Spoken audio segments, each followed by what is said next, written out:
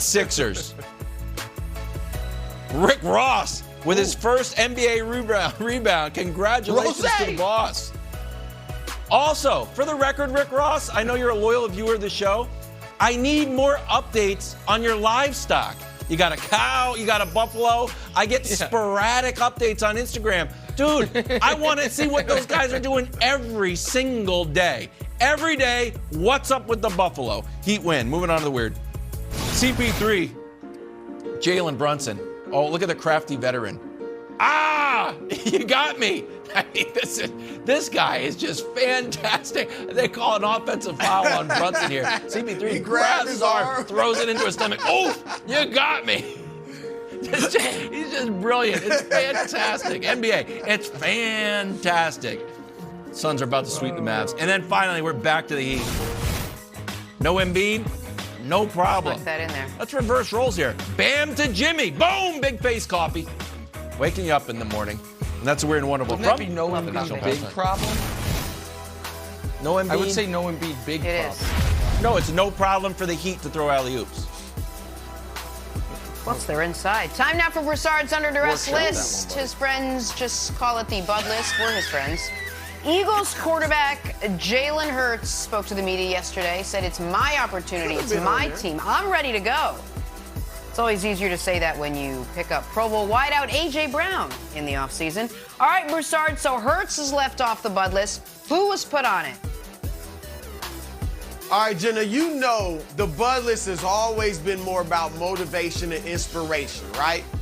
This has never been more true than with this first guy on the list. And I mean that from the bottom of my heart, and that is Lamar Jackson, the quarterback for the Baltimore Ravens. All right, first of all, he lost his favorite receiver, Hollywood Brown, on draft night, right? Now he's just got Rashad Bateman and a bunch of nondescript pass catchers at the receiver spot. Not tight end, he still got that. And so here's the deal. So Lamar is, now he doesn't have a great receiving core, or a very good receiving core even, and he's coming off the last 2 seasons, forget the injury, where his passing numbers, his touchdowns, his interceptions, and his passer rating have all gotten worse the last 2 years, and his rushing numbers have gotten worse as well. And with all of that, Lamar still has yet to sign his lucrative long-term contract extension that the Ravens seem to be begging to give him. So I really am trying to motivate Lamar. Go sign the contract, Lamar. You might have your worst season in the last 3 years coming up. And then maybe that extension isn't there. They're ready to give it to you. Go ahead and get it. This is most motivation I've ever wanted to kick on the Bud list. All right, at number 4, Luka Doncic. Now look, Luka's averaging 40, 8.5 rebounds, 7.5 assists on 55% shooting and 43% from 3 in this series. So you say, how in the world is he on the Bud list? And I agree with you. Look, Luka Doncic, the large adult Slovenian son of one Nick Wright, is only on the Bud list because of his short American dad. Period. He's only on here because of Nick. Nobody would be killing Luka. Nobody would be like, oh, Luka's overrated. If it weren't for Nick Wright, Nick and his custom of just prematurely crowning and anointing people has gone too far, and it's killing Luka. He said he's an all-time great playoff Sins of the performer. Father? Oh, he's leading Dallas to the finals. Nick, just let it go. You're LeVar Ball on steroids, all right? I mean, so that's why Luka, just get me a win. That's it. I said 5. That's it. Just one win in this series, and you'll be off the Bud list. But your dad, my goodness, it's ridiculous. All right, let's move on. Number 3, James Harden. He could be higher, but we just talked about him, so I'm giving him a little break. But here's the deal. He's not showing up, period. We all talked about it.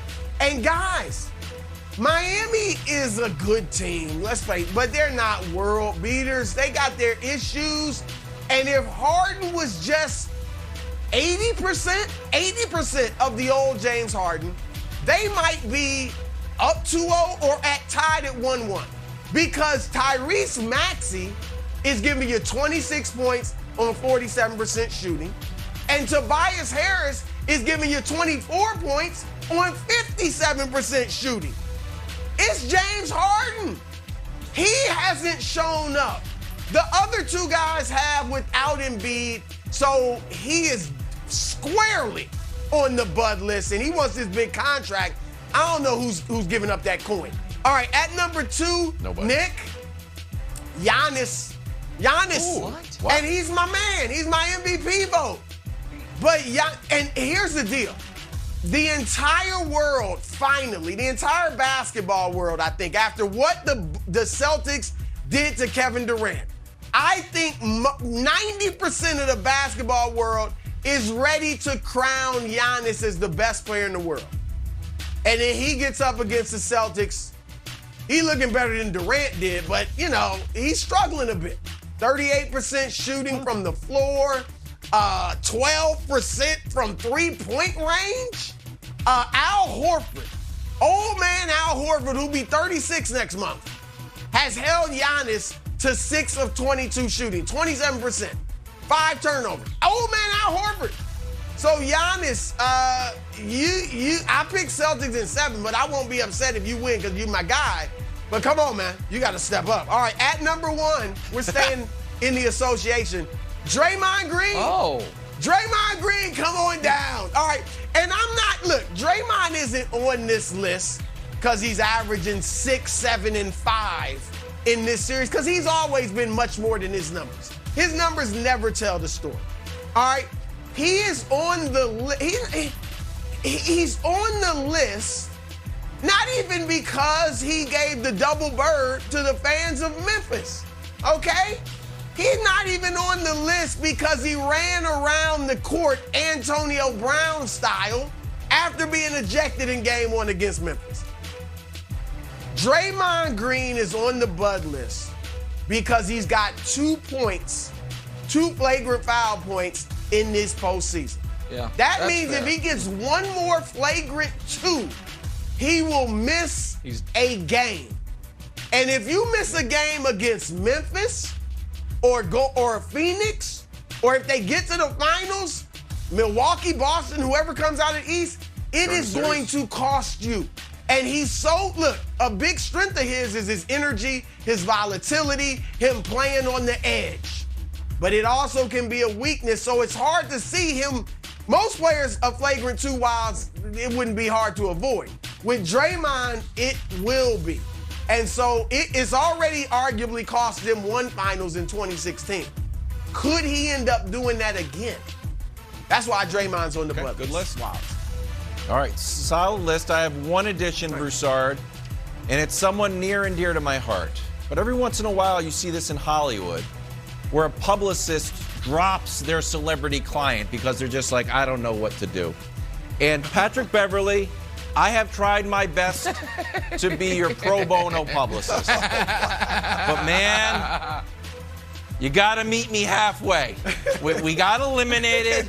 We sat down at the Four Seasons. We had a nice lunch, and we were like, all right, let's just lay low. Let's focus on your defense. Let's start getting the Mr. 94 feet merch up. And then yesterday he sent this tweet out. It said, at least oh boy, 47-piece. Didn't happen in our series, just saying. So this was ill-advised and unwise, because what did happen in the series, and it pains me to go through it, was 2 25-point losses, a lead that were squandered, a 13-point lead in Game 5, and then in the closeout game, you and I, Pat, we're up 10 going in the 4th and lost that. And with dominating the series, even though the points weren't as high as they are now, and also setting the record for gritties done on the Wolves logo in one series. So overall, Pat, I'm still there for you. But let's just take the tweeting down a little bit. Relax. We're on vacation now. Let's not be so much in the forefront of the media. Let's just fall back a little bit. Get ready for next year. So I'm putting him on the bud list. Here's the problem, though. And I know this is Brew's list, so Brew typically is the one that gets to respond to Wildes, but I'm gonna take that liberty just for a moment, and it'll make sense. The problem, Wildes, is if you're gonna put Patrick Beverley on there, you know whose face should be right there with him? Yours. You know why? Because you are a huge part of the reason he sent that tweet. You are a huge part of the reason he was doing a too small celebration.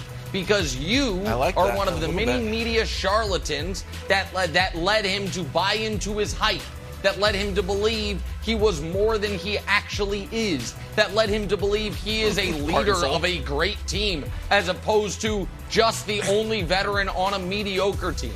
So you have culpability. And so what's good for the goose is good for the gander, as the old nursery rhyme says.